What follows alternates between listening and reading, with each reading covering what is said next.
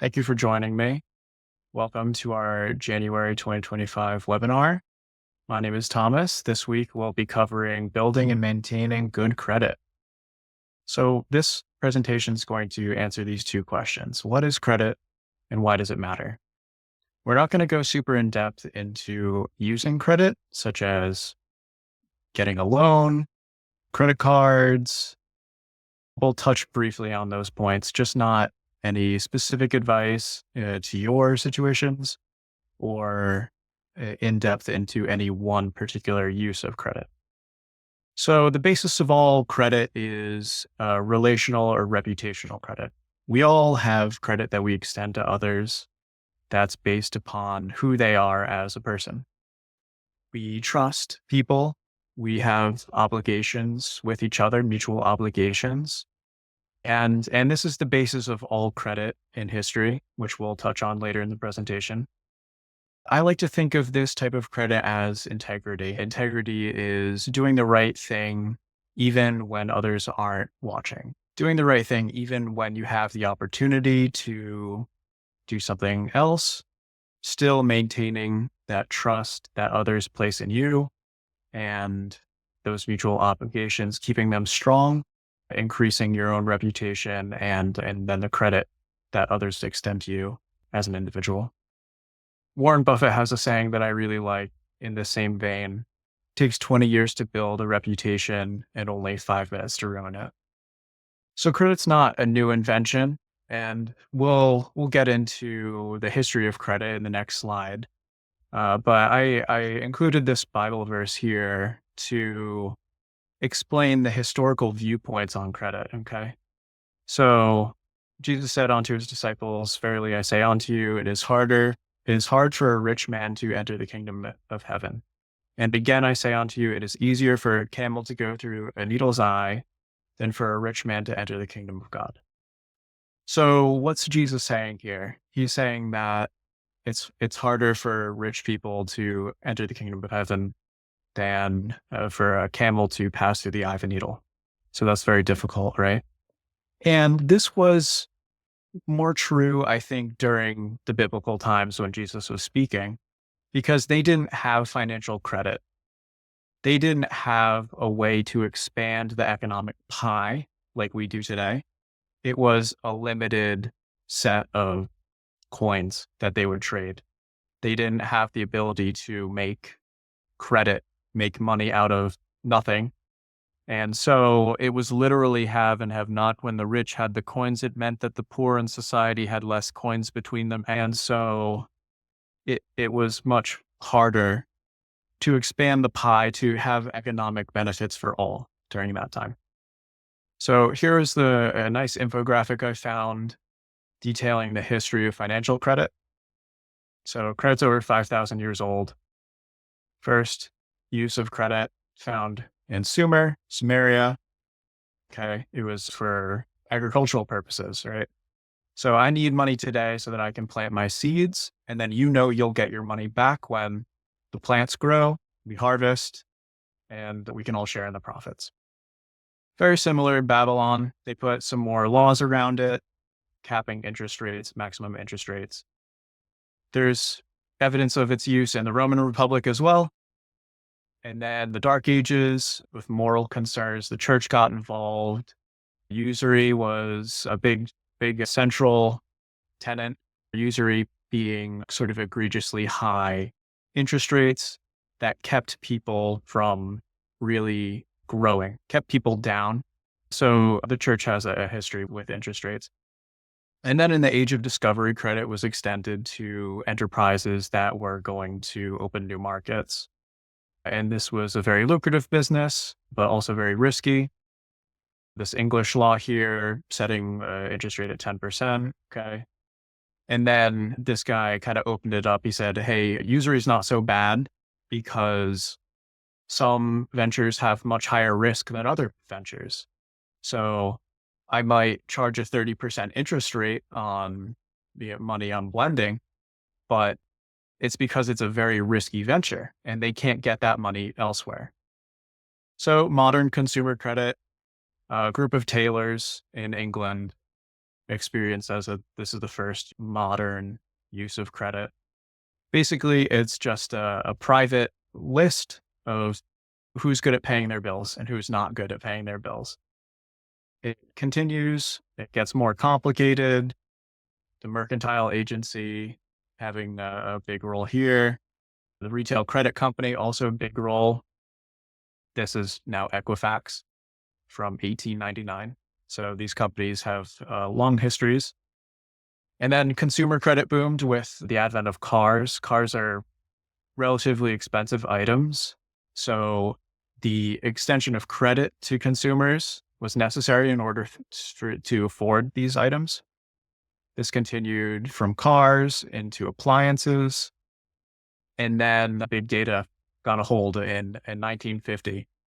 Credit cards came around in the USA. You can see these rows of file cards kept on individuals. This is how the agencies used to work. And then this is when credit just became much more available to the everyday consumer. This is big. 1970, the Fair Credit Reporting Act passed. And this was a legal framework for the reporting agencies. I'll cover this in a little bit more detail later in the presentation. Okay, 1889 FICO score. This is huge. And then here we are. It ends in 2006 with the Vantage score. These are the two scores that are being adopted progressively by the banking and lending industries. So yes, as computers become more and more pervasive, more and more different metrics are being tracked to assign a number to a person. And I have mixed feelings about this. A number doesn't define a person, but it's certainly a way to simplify a person for risk management purposes. Okay. Yep. Credit score is a relatively new invention. FICO score starting in 1989.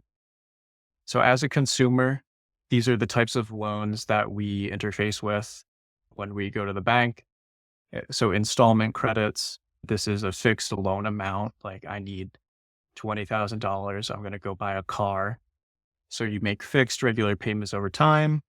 There's a closed end to it, right? You have to pay it off like a mortgage within 30 years, whatever the terms of that loan are. Revolving credit. So this is a reusable line of credit. It's flexible. You can make flexible payments, but of course, these also have higher interest rates. This is credit cards, home equity lines of credit, and then open credit. So some companies extend us credit without us even asking. So the example is a utility company, right? You call up the utility company, hey, I'm going to sign up. Can you turn my lights on? They'll turn your lights on, and then they won't charge you until the end of the month. So that 30 days, they have an open invoice for you. It's credit that they're extending, and they're saying that, hey, you're going to pay this back. So utilities, phone lines are also like this. So as I mentioned, in 1970, the Fair Credit Reporting Act passed. This required that credit reports be disclosable, disputable, and correctable. So we'll touch on each of these three. First, disclosable. So here is the link provided by the credit reporting agencies to comply with this law, right? There's a lot of scams around credit reporting, like get your free credit report. And then like you put in your information and like, maybe they give you something, maybe they don't, but they've definitely captured your information. So be aware of that out there. This is the only source authorized by federal law, right? So they say, okay, this is what we're going to do. And you can get your credit report this way. I'll touch on another way to get your credit report that's a little easier. This way, I did this way personally, and it also turned into a sales pitch, and I didn't really like that. I was asked to, here's 3 days free, and we'll send you your report, and then you have to sign up for $14.99 a month. Beyond that, if you want to keep seeing your credit report be updated on. So be wary of that. Does credit matter? Yeah, credit matters. It's not something we think about day to day. It really really matters when we need a loan, when we're signing up for insurance, when we're maybe moving or applying for a job. So rates on new loans, you can get the best rates, the lowest rates on like a mortgage if your credit score is between 740 and 780. This is the low end for those best rates. And it will vary carrier to carrier. That's why it's a range. 740, a good number of providers will give you the best rates at 740, 780, and you'll get almost all of the providers giving you the best rates on loans. Property and casualty insurance. So home and auto insurance, as your credit score increases, you will get lower premiums on your home and auto insurance. So that's just another very clear relationship between the credit score and the price you pay for things. There are some exceptions to this based on the state that you live in. So Massachusetts, Hawaii, and California have passed laws that prevent insurance companies from raising the premium that you pay based on your credit score. There are many schools of thought on this. I think it's probably a good thing because it would be a retroactive tax on those with low credit scores needing to pay more. But hey, it is what it is, and this is the world we live in. Employers and landlords. So both employers and landlords can request credit scores. And I know specifically for landlords, this is one of the best indicators of who's going to be a good tenant. So private landlords certainly look at this number. So how is your credit score made? What are the factors that feed into your credit score? So this is a breakdown of the two major credit scores, the FICO score and the Vantage score. FICO score is a little bit more clear on what the weights are of each of these different characteristics. The Vantage score is a little more hazy, but they line up pretty well. So I'll break these down later in a few slides. FICO score, same thing, just a visualization of it. You see payment history and the amount owed. This is actually credit utilization, which I'll talk about, create the majority of the score. So they're the most important to keep your eye on. Before we get into that, some considerations for newly married couples. First of all, you're married, congratulations, or considering being married. Both individuals retain individual credit scores. It's tied to their social security number. Joint accounts will affect both scores positively and negatively. So if you have a shared credit card and it's a joint credit card and you've missed a payment on it, it will negatively affect both scores. In community property states like Texas, even if only one spouse signs on for a credit card or a loan, if something is missed or if it goes well, it will actually be considered a loan for both of the parties in the marriage because it is communal property. All right, so now we're going to break down the credit score using Credit Karma. Credit Karma is really a great way to keep tabs on your credit score. As you can see, I logged in, boom, right there. I see it. TransUnion, Equifax. Who was the other guy? There are three. Experian. Okay. So you got two of the big three right there for free. They do own your data. So, take that as you will, but it's a good service. So the first one we're going to touch on is credit card usage. So this is that utilization rate, right? Worth 30% of the FICO score. So it's based on the credit limit across all cards that you have. So any credit that you're available to get is the top end, and the usage of that credit is the ratio, right? So in this example, $2,352 are being used of a $71,800 limit. So this is 3% credit utilization. In this case, it's considered excellent, okay? If your limit's lower, the usage is going to be higher. So then you can fall into those less. A good rule of thumb is just less than 30% utilization. 30 to 50 being, keep an eye on it. And then over 50 being like, whoa, buddy, like you're using too much of your credit, right? So you want to move up that top end number so that you can get the best utilization rate. Good way to do that is calling your credit card company and just asking them to increase the limit. They don't do it automatically. You have to request it. You can also open new credit cards. That's another way to do it. I don't recommend it unless you have plans to use that card. I wouldn't recommend just opening cards to increase this limit. Next is derogatory remarks. So this is on-time payments, right? It's so important, right? It's the most important piece of this is pay what you've borrowed, right? Make the payments on that money. Pay them on time, because as you miss payments, a timer starts, and the longer you don't pay, it gets worse and worse as far as affecting your credit score. So, don't think twice about it. Just set up auto pay. Don't let it take up any kind of space in your mind. You have better things to worry about. Just set up auto pay. I'm not the most organized person in the world, and I've never missed a payment because I always set up auto pay. And it's been like that for over 10 years. Total accounts, credit scores are a game. And according to these agencies, more accounts is better than less accounts. If you're not going to use the credit, you don't need a lot of accounts. But according to these credit agencies, you do. So just be aware of it. It's not a huge factor, but yeah, it's much more important to pay on time and use a limited percentage of your available credit. As you can see, over 21 accounts is considered excellent. What you're using these accounts for, I don't know, but it is what it is. Okay, the age of the credit card accounts. How long have these accounts been open?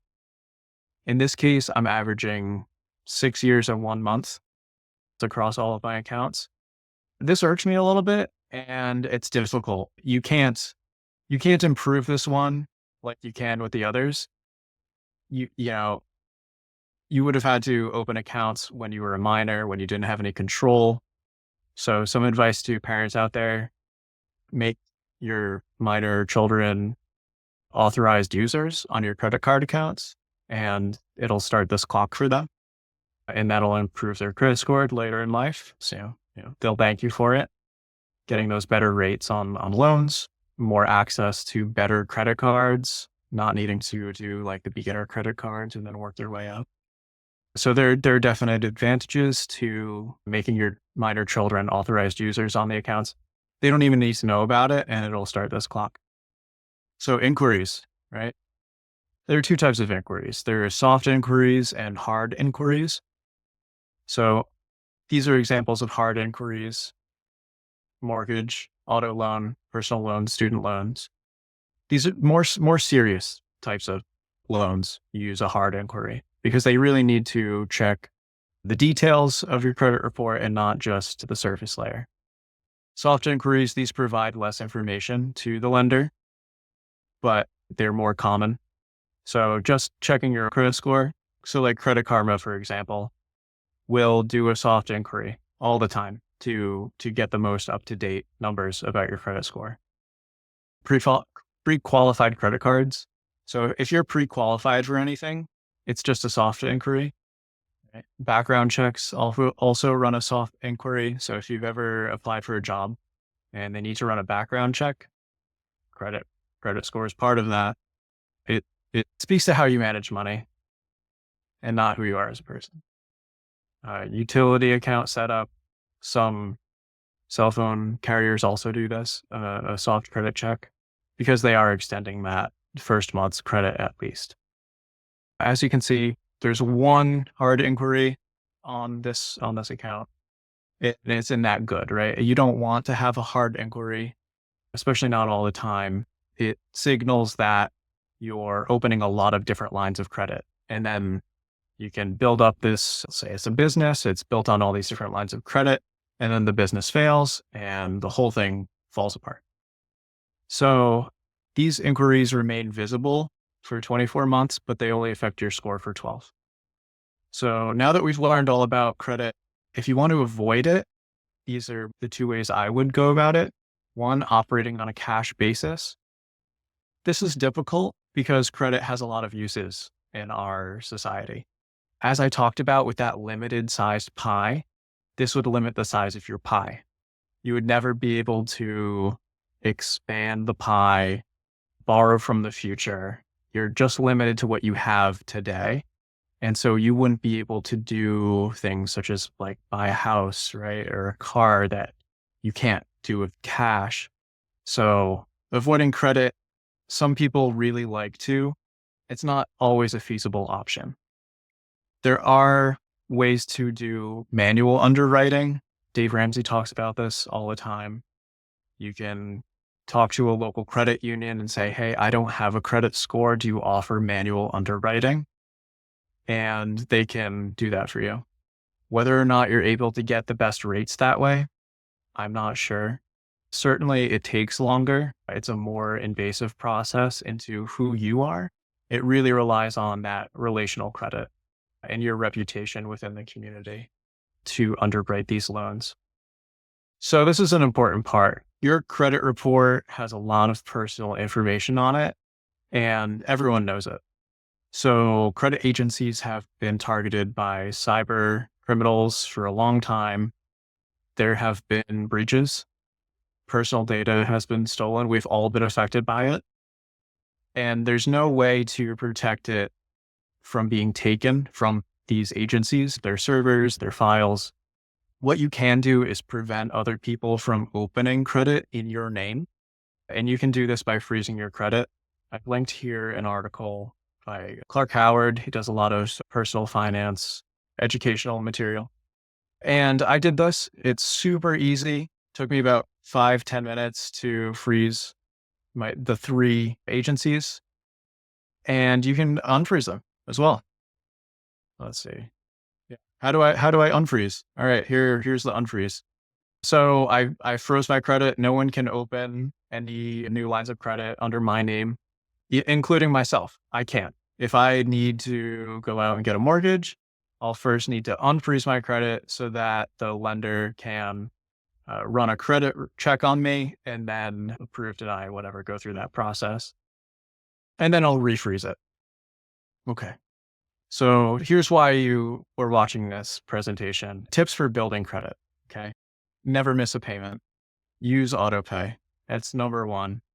Never miss a payment. Don't even think about it. Just put it on autopay. This is the most influential piece of building credit. Starting early. Okay. So I talked about how we can't go back and change the past, even though we might want to sometimes. So parents out there, don't feel bad about adding your children as an authorized user on your credit cards. It'll really help them. They can't use it unless they have their credit card numbers, so it's not a risk to you, and it'll really help them. Apply for credit increases. So that way you can have a lower utilization rate. Just call up your credit card and I'm sure they'd be more than happy to extend more credit to you. If you ever have a month where you know that your credit card usage is going to be higher than those brackets we were talking about, let's say 30%, you can make an early payment on the credit card. So I have $3,000 of available credit. I've spent $1,500. Okay, I'm at half. Well, that's gonna ding my credit score. I can avoid that by paying that bill before the end of the month. So it's only reported to the credit agency at the end of the month. So if you pay your bill before that date, that end of the month, the credit agency will see a lower utilization than what was really used. Maintain your oldest credit history. So there's some different philosophies on what you do with old credit cards. Do you close them out? Do you keep them around? What I've done is I've closed some and I've kept others open. So I don't have a really great answer for this. Keep in mind that you do need that higher credit limit. So that way your utilization isn't huge. then also you having these credit cards around is a risk. Someone can use them. You want to keep these accounts open. So you're building that credit history and the average age of your lines of credit goes up. I think if I was to do one thing, it is store these away just in a drawer somewhere. Keep an eye on them every now and then. Make sure you're getting any alerts that they're being used and keep them open. Sometimes the company that gave you that credit card will try to close it on you. So you might need to spend a couple dollars. This is all just part of playing the game of credit scores, unfortunately. If you have a card with an annual fee on it and you want to do this, keeping that annual fee active won't make any sense if you're not using the card. So in that case, these cards with annual fees usually have a no annual fee version. So you can keep that line open. It just switches it internally at that company. So you're no longer paying the annual fee, but you're keeping that line of credit active, building that credit history that the agencies like to see. All right. So now you've built good credit. How do you maintain it? How do you keep it good? Number one, monitor it. Keep an eye on it. Using an app like Credit Karma is good. Requesting it annually from that website I gave is also good, especially requesting it and looking for false entries, things you want to dispute. The identities are stolen, and it's usually the people closest to us, unfortunately, that do it.